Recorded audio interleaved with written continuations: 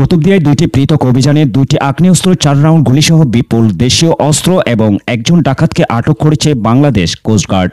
গোপন সংবাদের ভিত্তিতে কুতুবদিয়া উপজেলাধীন লেমশিখালী ও আলী আকবর ডেল এলাকায় একটি ডাকাত দল ডাকাতির জন্য প্রস্তুতি গ্রহণ করছে। প্রাপ্ত তথ্যের ভিত্তিতে বাংলাদেশ কোস্টগার্ড স্টেশন কুতুবদিয়া এর একটি চৌকস দল কর্তৃক কক্সবাজার জেলার কুতুবদিয়া উপজেলাধীন লেমশিখালী ও আলী আকবর ডেল ইউনিয়ন স্তর নয়াগুনা ও তাবালেরচর এলাকায় দুইটি বিশেষ পৃথক অভিযান পরিচালনা করা হয়। অভিযান চলাকালীন সময়ে ডাকাতির কাজে ব্যবহৃত একটি দেশীয় অস্ত্র, একটি একনলা বন্দুক, 4 রাউন্ড গুলি, 7টি চাকু, 6টি চাপাতি, 21টি মেমোরি কার্ড, 3টি সিম কার্ড, 3টি মোবাইল ও 4টি কম্পাস সহ সক্রিয় ডাকাত সদস্য মোহাম্মদ শাহরিয়ারকে আটক করতে সক্ষম হয়।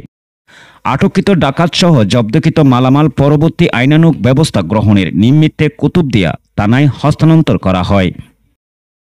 আমরা জানতে পারি কুতুবদিয়া উপজেলার লেমশিখালী ও আলী আকবর ডেল এলাকার একটি ডাকাত দল ডাকাতির প্রস্তুতি গ্রহণ করছে।